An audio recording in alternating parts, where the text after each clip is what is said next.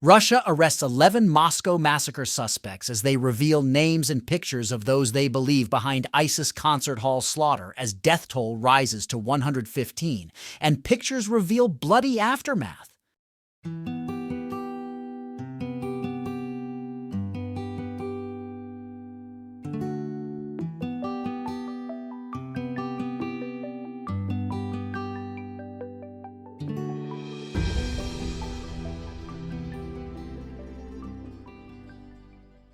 Law enforcement in Russia has made arrests in connection with the Crocus concert hall massacre in Moscow. The death toll now stands at 115, including 3 children, and 115 people are still in the hospital. The condition of 44 survivors, including 2 children, is serious, while 16 other victims, including 1 child, are in extremely serious condition. The Islamic State group claimed responsibility for the attack, which resulted in the concert hall being engulfed in flames. 11 people have been detained so far, and images of 4 suspects, all from Tajikistan, were released. The Russian FSB security service is investigating their involvement. Nevertheless, an active search is underway for the remaining suspects who managed to escape. Macabre footage of the aftermath of the attack showed piles of bodies outside the venue. Ukraine has vehemently denied any involvement, and the U.S. intelligence community had shared information about a planned attack with Russian officials prior to the incident. The attack occurred during a performance by the Russian rock band Picnic, and President Vladimir Putin was informed immediately. Videos and witness accounts depict scenes of gunfire and arson, with one survivor recounting how she pretended to be dead to survive. The attackers were described as having black hair and speaking a language other than Russian.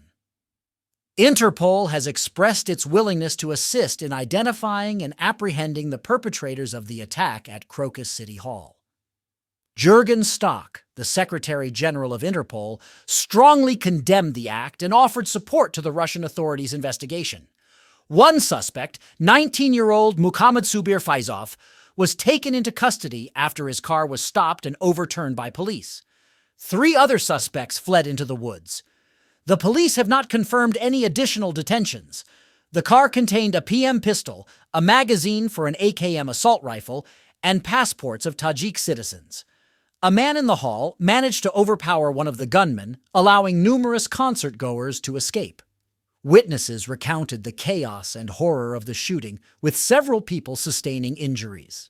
Despite warnings of a potential attack on mass audience venues, there was reportedly no visible security presence at the venue.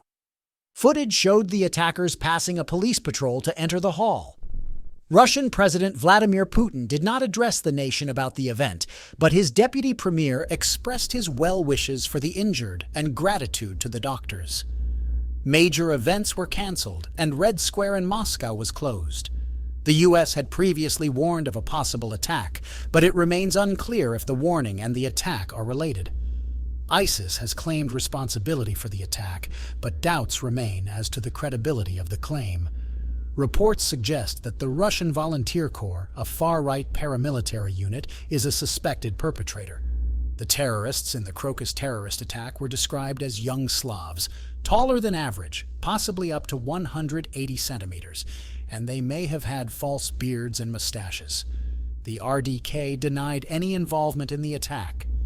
Russian Senator Andrei Klishas believed that this attack was part of a long-standing war between Western intelligence services and Russia, linking it to previous events, such as support for terrorists in the Caucasus and the coup in Ukraine. Pravda Gerashchenko, a Ukrainian outlet, alleged that Russian special services either knew or organized the attack. The topic of vote rigging in elections was removed from the agenda. Ukrainian military intelligence blamed Russian secret services for the operation and suggested they would use it to gain support for the military conflict.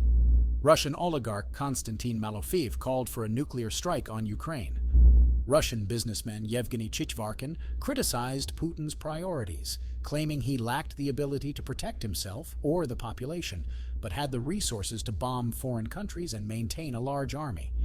He believed that blood would continue to be shed as long as Putin was in power.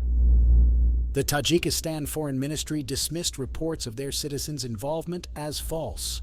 Russian political scientist Sergei Karnaukov alleged Ukrainian involvement without providing specific insider information.